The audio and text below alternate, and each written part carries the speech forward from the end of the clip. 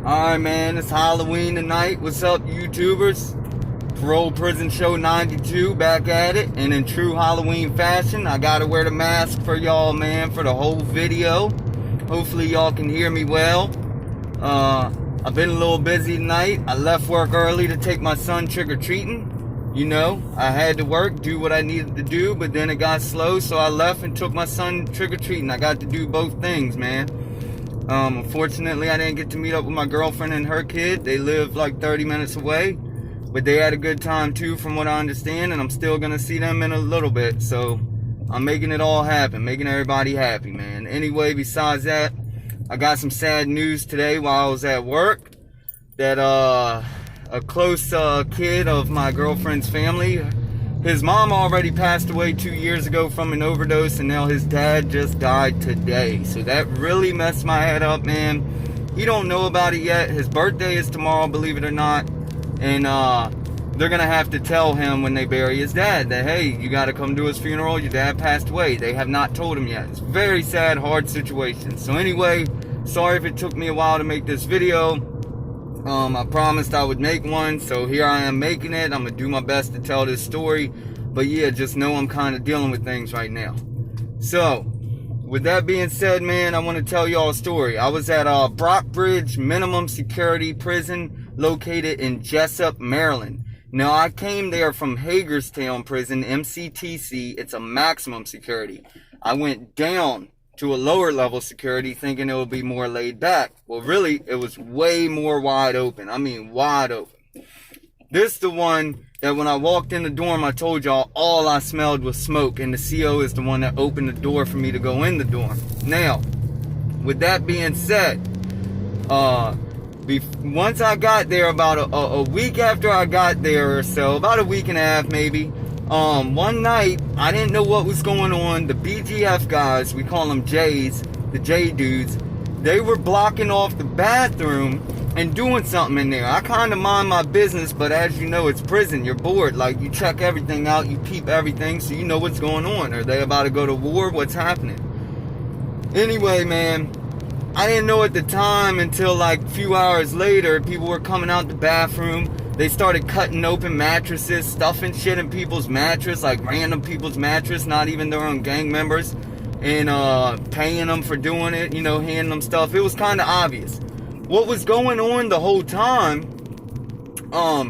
was that they had these dudes from Baltimore come up to that prison in Jessup, and they cut a hole through two fences. There was two fences securing the prison, which were not too secure. Remember, this is a minimum security prison. It's not pre-release, it's minimum, so it's more secure than that, but it's not real secure like maximum and stuff, or super max. Anyway, they cut holes through the fence. Believe it or not, these guys came up to the prison wall where our bathroom is in our dorm, and the guys that were in prison, the J dudes blocked the doors, and then the other J dudes were in the bathroom. They made a basket out of sheets. Like they sewn together a little basket, and then they ripped up the sheet to make a rope and had the rope sewn to the basket. So they would lower it down out the window. And while the guys that broke in the fence, basically broke into prison but weren't in the building, were down there, they would stuff iPhones, uptown phones. Remember, uptown means street. Uptown phones, uptown knives, and they put Suboxone, which they call Bupe, in there. They put K2, they put tobacco, and I think that's about it as far as my knowledge goes. But that's a lot of different shit, man, and literally it was a lot. I mean, a whole lot of K2, a bunch of phones, probably at least 20 of them that I know about. There was flip phones, there was iPhones, and there was real pocket knives that fling open, man. I'm talking, the shit was crazy. So anyway, I didn't know all this at first, you know. I just seen it going on, seen them putting shit in the mattress, trying to mind my business at the same time. But the reason why I really found out everything, for one, I'm not stupid, I'm in the dorm. There's J dudes on the iPhones walking around on FaceTime and shit. You know, you could pay them $2.50 to FaceTime home, talk to your family on the FaceTime, whatever it may be. So yeah, we're all doing that, I'm doing it, whatever. You know, they're on live, and everybody's acting a fool and shit. New Year's Eve came, they're on live talking to women. You know, the black dudes talking to the black girls on live. What's up? What y'all trying to do? Show me something, blah, blah, blah. You know, just bullshit and whatever. But they're also putting their faces out there. None of them are really masked up. Only like 1 or 2 people are masked up. Smart enough to put a mask on. So anyway, eventually the prison, of course, finds out there's holes in the fence. So they know there's a security breach. Now, nothing's broken or fucked with other than the holes in the fences. So they don't know exactly what happened or what dorm or where people went.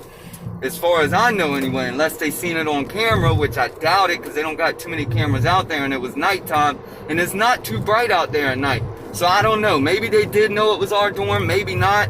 But all I can tell you is that about 2 months went by and we knew we were going to get hit. We knew we were going to get hit really hard too. We just didn't know exactly when. But about 2 months rolls around. And before you know it, I'm sound asleep. It's like 3:30 in the morning.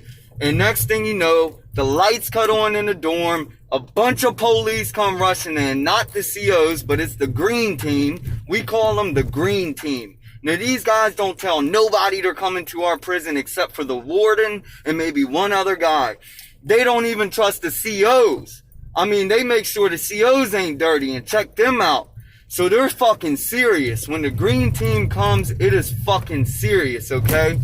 So, hold on, I'm gonna stop this car real quick. So the green team came, and when the green team came, man, they shook everything up. You had to stand the fuck up. You had to strip down to your boxers. As you took a piece of clothing off, you hand it over your right shoulder. You don't look back. You don't hold it over your left. If you do, you're getting the shit beat out of you and you're getting fucking handcuffed. You're getting brought out. And you're getting a ticket, you know, probably assault on an officer, even though you didn't do shit. But anyway, they're screaming, give me this, give me that. So anyway, they strip us out to our boxers. They lead us out the dorm into another little, where we used to use the phones at. And in that prison, they had a room for all the phones and stuff. Now, they had phones in the dorm, only 2 or 3. But when we had rec time, you go outside or you can go, in the, rec room, which was like, I think it was a little air hockey table and some phones. We all got shoved in there, all in our boxers, no socks, no shoes, no nothing, just sitting there talking like, damn, what the fuck's going on? This is bullshit, blah, blah, blah. So anyway, I remember, also this is funny, I kind of skipped it, but when they were checking us, you know, you gotta bend over, squat, cough, get butt naked in front of everybody. You know, they got their backs kind of turned, they're kind of facing the lockers. But anyway, when they did that to the guy, this dude, PJ, he was DMI, you know, in the white gang or whatever. When they bend over, squat, and coughed him, they said, what's that in there? Oh, I don't got nothing in there. What the fuck you talking about, man? Nah, he's got something in there. Take him out for cavity search. They brought that man out for cavity search. They took us all in the rec room. He was the only one that really got brought out that he thought something was in there. We're all talking zippity zappity zoo. And then he comes walking in the rec room. I mean, pissed off, screaming, man, it's fucking bullshit, blah, blah, blah. They checked my fucking asshole for no reason. Man, I mean, they fucking cavity searched him. Like, they looked up that man's ass and really went up in there, stuck something in there, see if it's in there. Yeah. And he had nothing up his ass. He really didn't, or else he would have been in handcuffs. He wouldn't have got thrown back in the rec room. So that was fucked up too, man. That's a true story. True story. Anyway, so they flip the fucking tier, man. And they find phones, of course. They find knives. They find this. They find that. A couple people got hit. I think at that time I had a little bit of bupe hidden, you know, Suboxone. I had like a green dot with some numbers on it that I still had money on, like $50. That number was good, and they didn't find that, thank God. But I mean, when we were let back in the dorm, everything was thrown around. I mean, my locker was knocked over on my bed. Everything poured out halfway on my bed. My shit was on my neighbor's bed. His shit was on my bed. The other dude's shit was, so everybody's arguing, nah, that's my shit. This is my shit. It's my shit over there, man. It just causes fucking chaos in the prison when the green team hits. They're disrespectful as shit. You know how some prisons like, oh, you better not stand on my bed, Holmes, or you better fix my shit when you look. Nah, they don't give a fuck. They will tear your shit up. They open somebody's peanut butter, fucking dip their glove and hand in there checking for shit, put it right back. They don't care. They'll let their dogs fucking lick the peanut butter for all they care. So anyway, with that being said, man, that happening, they brought this guy Wade out that was a big dude in the BGF, high ranking man, and I mean, this dude had like 6 bags of fucking commissary when they sent him out. And that dude was getting it in, and it's obvious, man. They see all that fucking money he had, all that commissary, all that property, you know what I'm saying? He was like the head honcho in the dorm, the one that allegedly orchestrated the shit, you know, and I'm only saying this because they already got him, they already accused him of it. I'm not saying he did it, I'm just saying how it went down. So they pulled him out, blase, sent him to a higher security prison, probably like Supermax, because he orchestrated something like that, allegedly. But anyway, so he got sent out of there, man, and after that, the dorm was kind of dead. There wasn't too many drugs in there, too much smoking in there. Of course, they're still tattooing and shit like that, but yeah, the knives kind of got brought out.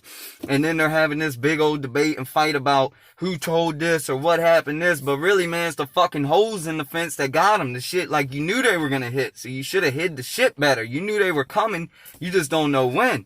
But anyway, man, the green team's serious. That's something not too talked about. They come around. I know Maryland prisons I've been in, and they hit hard. And they've hit just about every prison I've been in, man, at least once or twice while I've been there. Yeah, it's just a crazy story I wanted to tell y'all about, man. And shortly after that happened, I ended up getting sent up out of there to pre-release. I didn't check in, none of that, but they lowered my level down because I was getting low on time, you know, about a year or so left, a little less than that. Then I finally got shipped off to pre-release. But that minimum was wide open, man. People were getting stabbed all the time. I seen somebody in the dorm next to mine get stabbed about 50 times because he knocked out 2 BGF dudes. And then they were jealous or mad or whatever, hating on him. And they stabbed him up, man. They stabbed him up, had him banging on the dorm window. No cop came till he had 50 holes in him. Like, literally, I'm not even exaggerating, man. He had a lot of holes in him, you know. I don't know if it's exactly that, but it was a lot. So he got flown out, to say the least, but that man is still alive. I know who he is. But he's a good dude, actually. He's a boxer, and shout out to him. I'm not gonna say his name because I don't know if he wants that out there, but yeah, he's a good dude. You know, people just, you can't win when you fight against gangs. He's not in a gang personally, but he does fuck dudes up in the system. And when you fuck the wrong people up, man, they're gonna get you. Like, it's no way out of it. They're not gonna accept that you just bing, bang, bam, knocked out 2 of their guys, 2 of their homies, or maybe the OG of the gang or whatever he's called, you know, or 2 of their comrades, and then just lay back and be like, okay, he just knocked y'all out, sit the fuck down. That's not normally how it goes in Maryland. It's not structured like California and other places that I hear about. This shit has no structure, man.